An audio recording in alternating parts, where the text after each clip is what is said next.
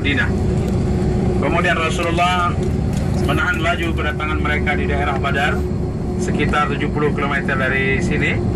Ya, kemudian pada bulan Ramadan itu, di antara strategi yang diatur oleh Rasulullah, pertama Rasulullah menguasai oase atau sumber air yang ada di sana, sehingga orang-orang kafir Quraisy saat itu ketika mereka datang dan mereka kehausan dan tidak mendapat sumber air.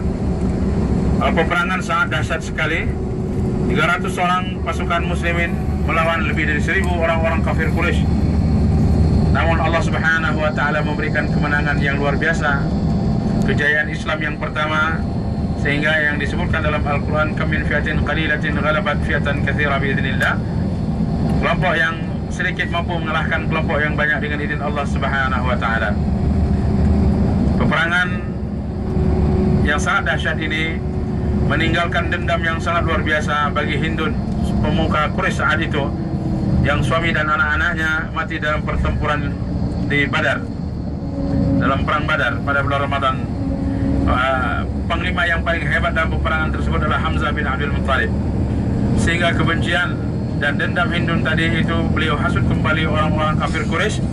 Pada setahun kemudian mereka kembali lagi ke Madinah untuk menyerang pasukan muslimin di sini, dan terjadilah yang disebut dengan perang Uhud. Itu terjadi pada tahun 3 Hijriah. Misi yang paling kuat dari Hindun tadi, dia menyewa seorang budak hitam bernama Wahsy, jago tombak, artinya setiap lemparan tombaknya itu pasti mengenai sasaran. Dia menjanjikan, bila kamu mampu membunuh Hamzah, maka sungguh akan aku merdekakan kamu dan setengah dari hartaku kuberikan kepadamu. Tawaran yang menggiurkan ini diterima oleh Wahsy, sehingga dalam pertempuran Uhud ini Wahsy dengan strateginya dia mampu melemparkan tombaknya tepat mengenai dada Hamzah.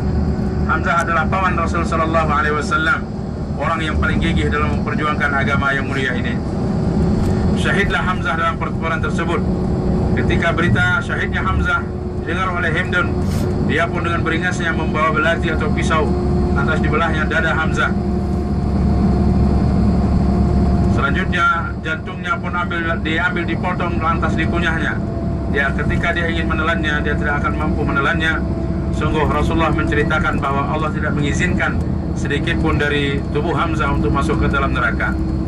Bapak Ibu yang dirahmati Allah, ini cerita semua diceritakan oleh Wahsy ketika berada di Madinah setelah beliau masuk Islam, setelah penaklukan pertama pada tahun 8 Hijriah.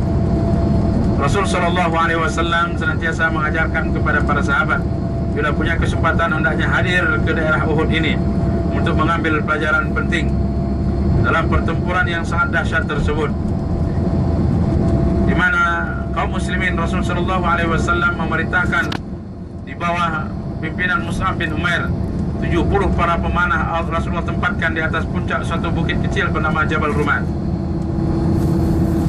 Kemenangan saat itu sudah berada di hadapan mata kaum muslimin. Pasukan kaum musyrikin telah kocar-kacir. Mereka lupa Rasulullah pernah berpesan, menang atau kalah jangan pernah bergeser dari posisi yang telah ditetapkan oleh Rasulullah. Melihat ada rampasan perang yang begitu melimpah, mereka pun lupa akan peringatan Rasul sallallahu alaihi wasallam.